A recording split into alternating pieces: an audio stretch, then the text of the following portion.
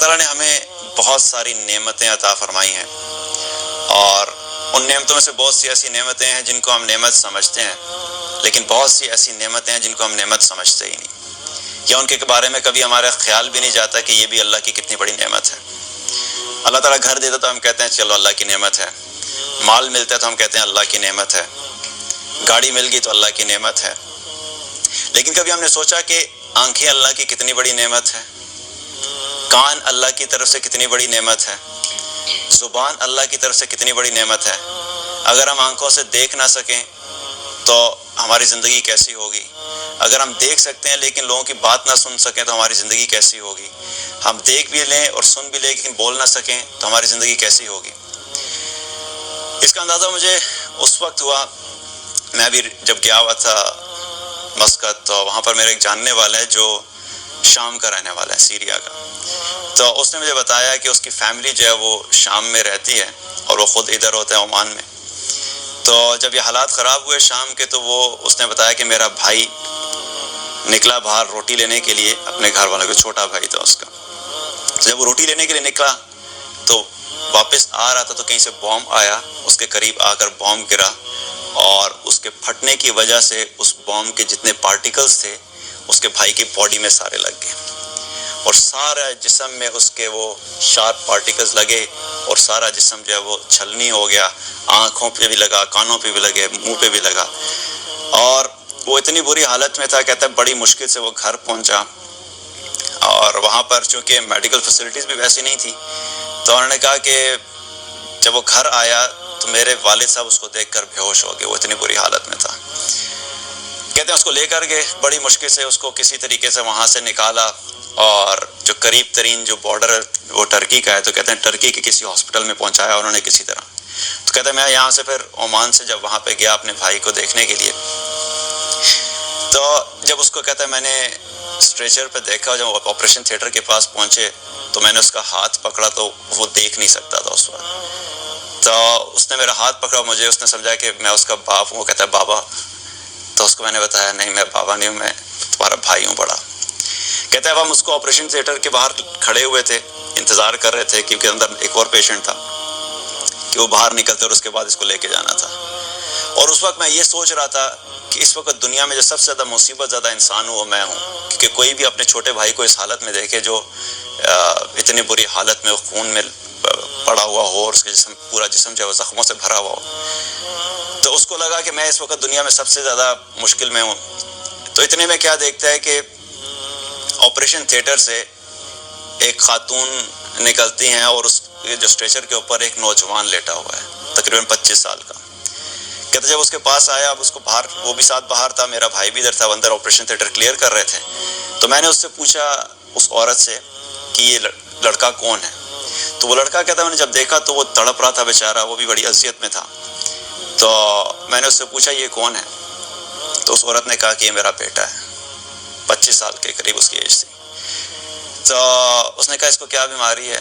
اس نے کہا اس کو یہ بیماری ہے کہ نہ یہ دیکھ سکتا ہے، نہ یہ سن سکتا ہے، اور نہ یہ بول سکتا ہے، اور یہ میرا 5واں بیٹا ہے، اس سے پہلے 4 بیٹے میرے فوت ہو چکے ہیں اور وہ بھی اسی بیماری میں تھے، اور اس بیٹے کو جب میں علاج کرا رہی ہوں تو میری اللہ سے دعا ہے اور میری زندگی کی ایک ہی خواہش ہے، وہ یہ خواہش ہے کہ یہ ایک دفعہ دیکھ لے مجھے اور اس کے کان سننا شروع ہو جائیں، اور میں صرف اس کو اتنا کہہ دوں کہ بیٹا میں تمہاری ماں ہوں اور میں تمہارے ساتھ ہوں۔ میری زندگی کی صرف یہ خواہش ہے کہ میں اتنا کہہ دوں۔ تو یہ کہنے لگا کہ جب میں نے اس سے یہ سنا تو میں زمین پہ گر گیا اور میں گر کے پھوٹ کے رونا شروع ہو گیا کہ میں اپنے آپ کو سب سے بڑی مشکل میں سمجھ رہا تھا، اور جب میں نے اس عورت کی سچویشن دیکھی تو مجھے یوں لگا کہ میری سچویشن تو بہت بہتر ہے۔ تو چونکہ یہ وہ نعمتیں ہیں جن کے بارے میں ہم نے کبھی سوچا ہی نہیں ہوتا، اور ہم چھوٹی چھوٹی چیزوں کے اوپر اللہ کی ناشکری کرتے رہتے ہیں۔ مال دیتا ہے اللہ تعالیٰ، اس کی ہم ویلیو نہیں دیتے، آنکھیں ہیں اس کی کوئی ویلیو نہیں سمجھتے، اپنی مرضی سے چل لیتے ہیں اس کی کوئی ویلیو نہیں سمجھتے، جو سننا ہے سن لیتے ہیں، جو کھانا ہے کھا لیتے ہیں، ان چیزوں کو ہم بالکل کوئی ویلیو نہیں دیتے۔ اور ان پہ شکر نہیں کرتے. اور اللہ تعالیٰ نے قرآن میں کیا فرمایا؟ لَإِن شَكَرْتُمْ لَأَزِيدَنَّكُمْ، کہ جب تم شکر کرو گے تو میں تمہیں اور عطا کروں گا، جتنا بھی تمہارے پاس ہے میں اس کے بدلے میں تمہیں اور عطا کروں گا جب تم شکر کرو گے. اور شکر کرنے کا کیا ہے کہ جب ہم انسان شکر کرتا ہے تو اللہ سبحانہ و تعالیٰ اس سے راضی بھی ہوتا ہے اور اس کی نعمتوں کو مزید بڑھاتا ہے.